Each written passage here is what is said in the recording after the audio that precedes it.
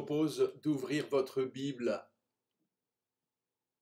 au livre des psaumes, psaume numéro 8. Ô Seigneur notre Dieu, qu'il est grand ton nom par toute la terre. Jusqu'aux cieux, ta splendeur est chantée par la bouche des enfants des tout-petits, rempart que tu opposes à l'adversaire, où l'ennemi se brise en sa révolte. À voir ton ciel, ouvrage de tes doigts, la lune et les étoiles que tu fixas, qu'est-ce que l'homme pour que tu penses à lui, le fils d'un homme que tu en prennes souci. Tu l'as voulu un peu moindre qu'un Dieu, le couronnant de gloire et d'honneur. Tu l'établis sur les œuvres de tes mains, tu mets toutes choses à ses pieds. Les troupeaux de bœufs et de brebis, et même les bêtes sauvages, les oiseaux du ciel et les poissons de la mer, tout ce qui va son chemin dans les eaux. Ô Seigneur notre Dieu, qu'il est grand ton nom par toute la terre. Oui, je vous propose de vivre un carême avec cette question, qu'est-ce que l'homme? Qui sommes-nous?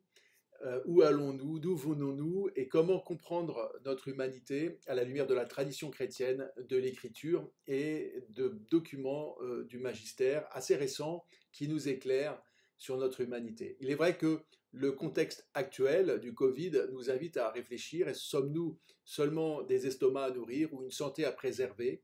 Ne sommes-nous pas plus complexes que cela, ou en tout cas plus riches, non seulement un corps, mais aussi une âme, une vie spirituelle, une vie relationnelle. Nous sommes appelés à la communion, nous sommes appelés à nous rencontrer, à nous enrichir mutuellement les uns les autres.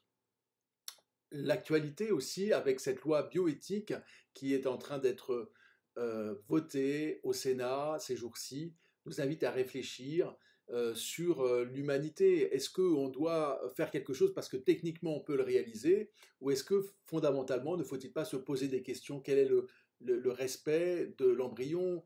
Quel est le respect de la vie, son terme? Comment faire en sorte de servir vraiment cette vie et non pas seulement de servir des intérêts particuliers? Je vous propose 5 thèmes pour aborder cette question, qu'est-ce que l'homme? 5 thèmes qui vont accompagner les 5 semaines de carême, la dernière semaine étant essentiellement consacrée aux offices de la Semaine Sainte et du Triduum Pascal. Le premier thème que je vous propose, c'est de réfléchir sur notre humanité. Qu'est-ce que l'homme créé à l'image de Dieu? Comment comprendre que nous sommes les uns et les autres le reflet de Dieu lui-même? Nous sommes créés pour la relation, mais nous sommes créés plus que pour la relation, nous sommes créés pour la communion. Alors le Saint-Père parle beaucoup de la fraternité. Qu'est-ce que cela entraîne et comment essayer de rentrer dans cette intelligence de la communion? La relation à la création, et là nous retrouvons ce thème qui traverse notre société, toutes les questions. Comment peut-on voter cette loi bioéthique alors que même nous recherchons à aller à l'essentiel, aller à la nature et au respect de son fonctionnement naturel? Et puis la dignité de l'homme, ça c'est un thème qui est très présent dans le Concile Vatican II. Comment comprendre la dignité de toute personne humaine?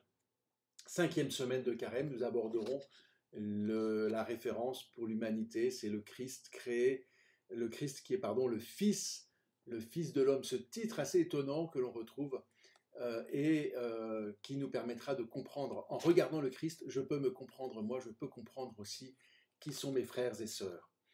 Pour terminer la Semaine Sainte, et je voudrais m'arrêter sur cette phrase de Ponce Pilate, alors que Jésus est sur le chemin de la croix, qui mène à la croix, qui mène à sa mort, qui mène au tombeau. Ces mots de Ponce Pilate, c'est « Ecce homo », voici l'homme, voici l'homme. C'est extraordinaire que ce soit un païen, qui plus est un peu complice, cette manière de la passion, qui nous révèle par ses paroles prophétiques la nature même de notre humanité, en montrant, en désignant le Christ. Bon carême à chacun d'entre vous. Je vous invite à nous retrouver chaque semaine sur le site avec beaucoup d'autres propositions sur la page Facebook d'RMOS, notre ensemble paroissial, pour ensemble cheminer vers Pâques et vivre un vrai carême, qui soit un carême de partage, un carême de l'intelligence de notre foi, un carême de la communion, un carême du jeûne, un carême de la prière. Bon carême 2021 à chacun d'entre vous. À bientôt sur le site rmouest.fr.